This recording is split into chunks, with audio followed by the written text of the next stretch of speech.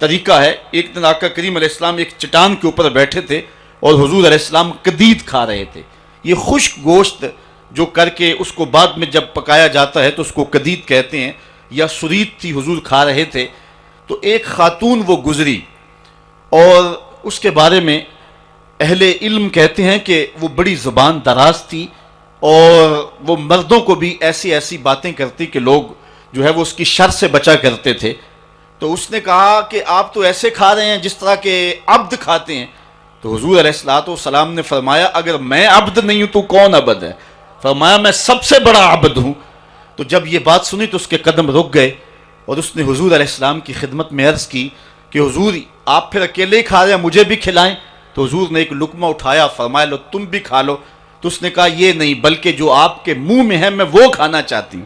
تو حضور علیہ السلام نے اپنے منہ کا نوالا نکال کر کے اس کے منہ میں ڈال دیا. تو کہتے ہیں کہ اس کے بعد کبھی بھی اس کی زبان پر کبھی فحش بات آئی نہیں تھی. حضور کے جوتے کی وہ برکت تھی اور اس کا وہ فیضان تھا کہ اس کے اندر ایسی روشنی ہو گئی. پہلے وہ سخت لعان تھی، گالیاں دینے والی تھی اور فحش گفتگو کرنے والی تھی، لیکن حضور علیہ السلام کے جوتے کی برکت سے اللہ تعالیٰ جل شانہ نے اس کی زبان کو حسن بھی دے دیا اور جمال بھی عطا فرما دیا. تو حضور علیہ السلام کی عادت تھی کہ آقا کریم زمین پہ بیٹھ کے کھاتے، جھک کے کھاتے. فرماتے میں ایسے کھاتا ہوں جس طرح عبد کھاتے ہیں. وَيَلْبَسُ الْغَلِيظ، اور آقا کریم علیہ السلام موٹے کپڑے پہنتے تھے. باریک ترین کپڑے پہننے سے حضور نے گریز کیا ہے اور یہ علامت تکبر ہے کہ باریک ترین لباس پہنا جائے. تو حضور موٹا لباس پہنتے تھے. وَيَرْكَبُ الْحِمَارَ، اور آقا کریم علیہ السلام دراز گوشت کے اوپر سوار ہوتے تھے. ویسے اگر حضور سے نسبت نہ ہو تو گدھا کہیں گے، اب نسبت میرے رسول سے ہو گئی ہے تو اس کا نام ہی بدل گیا. بلکہ حضور علیہ السلام جس دراز گوشت کے اوپر سوار ہوتے تھے اس کا نام یافور تھا، اور اہل محبت اس کو محبت سے حضرت یافور کہتے ہیں. اور وہ صرف دراز گوش ہی نہیں تھا، حضور کا پیغام رساں بھی تھا. کسی صحابی کو حضور نے بلانا ہوتا تو اس کو کہتے کہ فلاں کو بلا کے لا. وہ جاتا اور جا کے اس کے دروازے کے ساتھ سر مارتا. دستک کی آواز سن کے صحابی باہر نکلتا تو دیکھتا کیا کہ حضرت یافور کھڑے ہیں. وہ سمجھ جاتا مجھے حضور بلا رہے ہیں. جب حضور علیہ السلام کا وصال ہو گیا تو وہ پاگلوں کی طرح مدینے کی گلیوں میں بھاگتا تھا، حتیٰ کہ قبیلہ بنو سلیم کے کنویں میں چھلانگ لگا کے اپنا خاتمہ کر لیتا ہے. جب حضور اس دنیا سے کوچ کر گئے ہیں تو ہم نے جی کے کیا لینا ہے. تو وہ داراز گوش آقا کریم اس کے اوپر سواری کر لیتے تھے. بلکہ خیبر کے دن یہ یہودیوں کے ساتھ مقابلے کا دن تھا، لیکن اس اہم دن حضور علیہ السلام جس دراز گوشت کے اوپر سوار تھے اس کی جو نکیل تھی وہ کھجور کی رسی کی تھی اور کھجور کی چٹائی اس کے اوپر ڈالی ہوئی تھی. تو آقا کریم علیہ السلام اس بات میں کوئی باک اور کوئی شرمندگی محسوس نہیں کیا کرتے تھے. میں ایک دن ایک راستے میں کھڑا تھا کہ کوئی شخص مجھے دیکھ کر کے رکا، اپنی گاڑی پہ بٹھا لیا اور اس نے 5-6 مرتبہ مجھے کہا جی وہ بس آج میں بڑی گاڑی نہیں لا سکا، بس جلدی میں یہ چھوٹی گاڑی لے کر کے آیا ہوں. اسے بار بار شرمندگی ہو رہی تھی کہ یہ میری گاڑی چھوٹی ہے. لیکن ذرا دیکھیے جب انسان کے اندر فطرتاً چھوٹا پن نہ ہو اور وہ احساس کمتری کا شکار نہ ہو تو اس کے اندر یہ چیزیں نہیں ہوا کرتی تھی. حضور علیہ السلام دراز گوشت کے اوپر سوار بھی ہوتے تھے اور کسی کو اپنا ردیف بھی بنا لیتے، اور لازمی نہیں کہ کسی کو ردیف بنانے کے لیے حضور کسی عالی نسب شخص کا انتخاب کرتے، بلکہ غلاموں کو، لاچاروں کو اور انتہائی مسکین لوگوں کو حضور علیہ السلام اپنا ردیف بنایا کرتے تھے. بلکہ فتح مکہ کے دن یہ اسلام کی عظمت کا اعلان کرنے کا دن ہے. اس دن حضور علیہ السلام کا ردیف کون تھا جو اتنا زیادہ عمر نہیں رکھتا تھا اور حضور کے پیچھے بیٹھے خوشی سے جھومنا چاہتا تھا، اور آقا کریم علیہ السلام کا سر انور یوں جھکا ہوا تھا کہ حضور علیہ السلام کے امامے کا کور جو ہے وہ اونٹنی کی کوہان کے ساتھ لگی ہوئی لکڑی کے ساتھ لگ رہا تھا، اور اس انداز سے حضور مکے میں داخل ہو رہے تھے. اور حضور کا اس دن ردیف حضور کے ساتھ اس اہم دن سوار کون تھا تو تاریخ کے اندر جواب ملے گا، وہ اسامہ بن زید تھا. حضور کا منہ بولا بیٹا حضرت زید بن حارثہ کا فرزند، جو حضرت ام ایمن کا بیٹا بھی ہے اور حضرت زید بن حارثہ کا بیٹا بھی ہے. رنگ سانولا ہے، ناک چپٹی ہے، حبشی نیاد ہے، لیکن آقا کریم علیہ الصلوۃ والسلام اس دن اس غلام زادے کو اپنی پشت پہ بٹھائے ہوئے ہیں، بلکہ تاریخ کے یہ اوراق بھی ہمارے سامنے ہیں۔ حضرت حسن رضی اللہ تعالی عنہ حضور کے ایک زانو پہ کھیلتے تھے تو دوسرے زانو پہ حضرت اسامہ بن زید کھیلتے تھے، بلکہ حضور علیہ السلام ایک کندھے پہ حضرت امام حسن کو اٹھاتے ہیں تو دوسرے کندھے پہ حضرت اسامہ کو اٹھاتے ہیں۔ حضرت سید عائشہ رضی اللہ تعالیٰ عنہ فرماتی ہیں، ایک دن حضرت اسامہ رضی اللہ تعالیٰ عنہ کی ناک بہہ رہی تھی، میں نے دیکھا کہ حضور علیہ السلام آگے بڑھے کہ میں اسامہ کی ناک صاف کر دوں، غلام زادے کی ناک صاف کر دوں، تو میں نے عرض کی حضور آپ رہنے دیں، میں صاف کر دیتی ہوں۔ تو حضور نے فرمایا، اے عائشہ، اسامہ سے میں بھی پیار کرتا ہوں، اسامہ سے تو بھی پیار کیا کر۔ غلام زادوں کے ساتھ محبتوں کا یہ عالم اور اس انداز کے ساتھ پیار کا یہ روپ، یہ حضور علیہ السلام نے ہی سکھایا ہے اور یہ حضور کی زندگی کا ہی روپ ہے۔ حضرت حسن فرماتے ہیں، وَيَرْكَبُ الْحِمَارُ وَيَرْدِفُ خَلْفَهُ وَيَلَاقُ يَدَهُ، اپنے پیچھے حضور کسی شخص کو بھی سوار کیا کرتے تھے اور پھر حضور کھانے کے بعد اپنی انگلیاں بھی چاٹ لیا کرتے تھے اور اس میں کچھ شرم محسوس نہیں فرمایا کرتے تھے۔ یہ حضور کی سیرت کے پہلو ہیں جو بڑے نمایاں ہو کے ہمارے سامنے آتے ہیں۔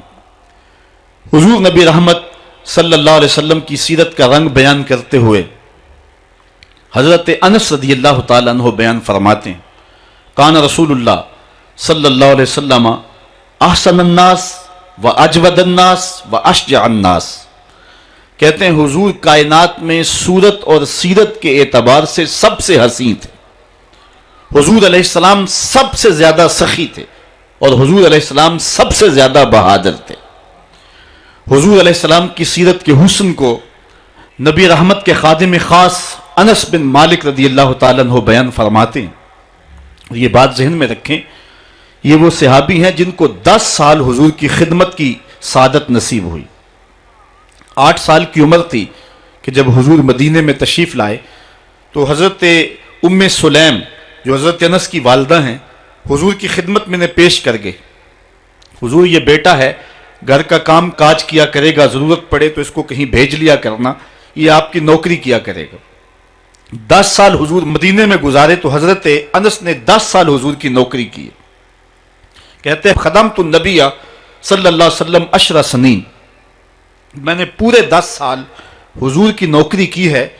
حضور علیہ السلام کی عادت کریمہ یہ تھی کہ 10 سال میں ایک بار بھی ایسا نہیں ہوا کہ حضور نے مجھے کبھی جھڑکا ہو، اور کبھی یہ بھی نہیں ہوا کہ میں نے کوئی کام کیا ہو اور وہ کام درست نہ ہو، حضور کے مزاج کے خلاف ہو، تو آقا کریم نے کہا ہو کہ یہ کام کیوں کیا، اور کبھی حضور نے کسی کام کے کرنے کا کہا ہو اور میں نے نہ کیا ہو تو حضور نے کہا ہو کہ یہ کام تم نے جو ہے وہ کیوں نہیں کیا۔ حضور کبھی انس کہتے تھے، کبھی انیس کہتے تھے۔ حمزہ نامی ایک بوٹی تھی، حضرت انس کبھی پہاڑوں سے توڑ کے لاتے اور بچوں کو کھلا دیتے، تو حضور کبھی ابو حمزہ بھی کہہ دیتے، کبھی یا ذل اذنین، اے 2 کانوں والے، یوں کہہ کے بھی پکارتے۔ خادموں سے خدمت ہی لی جاتی ہے، ان کے ناز کوئی نہیں دیکھتا، لیکن حضرت انس رضی اللہ تعالیٰ عنہ کی کہانی سنیے۔ فرماتے ہیں میں بالکل بچہ تھا، ایک دن حضور نے مجھے کسی کام کے لیے بھیجنا چاہا اور فرمایا انس فلاں جگہ جاؤ، تو میں دل میں پکا ارادہ کیا کہ میں ضرور جاؤں گا، لیکن میں نے لاٹ سے کہا کہ میں نہیں جاؤں گا، لیکن دل میں عزم یہ تھا کہ میں ضرور جاؤں گا۔ کہتے ہیں کہ میں چلا گیا، راستے کے اندر بچے کھیل رہے تھے اور میں ان کی کھیل دیکھنے میں مصروف ہو گیا۔ آقا کریم علیہ الصلوۃ والسلام نے جس کام کی طرف مجھے بھیجا تھا، باوجود عزم رکھنے کے میں ادھر نہ جا سکا اور بچوں کے کھیلنے کی اس کیفیت کے اندر میں بھی لگ گیا۔ کہتے ہیں تھوڑی دیر ہوئی تو کسی نے آ کر مجھے پیچھے سے گدی سے پکڑ لیا، میں نے پلٹ کے دیکھا فائزہ ہوا رسول اللہ صلی اللہ علیہ وسلم، تو وہ اللہ کے رسول صلی اللہ علیہ وسلم تھے۔ تو آقا کریم علیہ السلام نے فرمایا کہ اے انس، میں تجھے جس کام کے لیے بھیجا ہے تم گئے نہیں ہو، تو میں نے عرض کی حضور میں بس جانے ہی لگا ہوں۔ تو اس طرح سے غلام ہو کر بھی حضور کے ساتھ یوں لاڈ اور ادائیں کر لیا کرتے تھے۔ بلکہ حضور علیہ السلام کے ایک صحابی تھے، آقا کریم علیہ السلام کے ساتھ مزاح کر لیا کرتے تھے، نام ظاہر تھا، ایک بستی کے رہنے والے تھے، وہاں سے آتے اور حضور کی خدمت کے اندر ہدیے پیش کرتے، آقا کریم شہر کی چیزیں انہیں عنایت کرتے۔ ایک دن وہ بازار میں گھاس بیچ رہے تھے हुजूर पीछे से गए चुपके से और जाके हुजूर ने उनकी कोली भर ली। कोली भरने का मतलब यह है कि चुपके से जाकर उसको एहसास दिए बगैर उसकी आंखों पे हाथ रख लिया जाए और ये उसे इशारतन किनायतन पूछा जाए कि बताओ मैं कौन हूं। ये किसी की मोहब्बत को परखने के लिए किया जाता है कि हर वक्त कहते हो कि मैं तुम्हारे ख्याल में रहता हूं, अब बताओ मैं कौन हूं। तो हजरत जाहिर घास बेच रहे थे, हुजूर पीछे से गए और चुपके से जाके उनकी आंखों पे हाथ रख लिया। अब हुजूर के हाथ आंखों पे आए हों और पता ना चले किसके हाथ आए हैं। अल्लाह अकबर। लेकिन हजरत जाहिर नहीं बोलते। मैं कहता हूं उन्होंने कभी भी नहीं बोलना था। मियां साहब ने क्या खूब कहा कि सुफने दे विच माही मिलिया ते गल विच पा लियां बावां ते डर दी मारी अख ना खोला मता फिर विछड़ ना जावा। बल्कि जब उन्हें यकीन हो गया कि मेरे हुजूर हैं तो उन्होंने अपनी पुश्त पीछे करके हुजूर के सीने से जोड़ के रगड़ना शुरू कर दी। फिर हुजूर ने खुद फरमाया कि इस गुलाम को कौन खरीदेगा। उसने अर्ज की हुजूर मुझे किसने खरीदना, मैं तो बहुत सस्ता हूं। फरमाया तू अल्लाह के नजदीक बहुत महंगा है। इस तरह एक और सहाबी के बारे में आता है कि वो हुजूर से मजाक कर लिया करता था। आका करीम अलैहिस्सलाम के लिए मुख्तलिफ तहाइफ ला के पेश करता। वो घी या कोई तेल या बाजार से मंडी से कोई नया फल आता तो खरीद के हुजूर की खिदमत में पेश कर देता। आका करीम उस तोहफे को कबूल फरमा लेते, खुद भी खाते, सहाबा को खिलाते, उसको दुआ देते।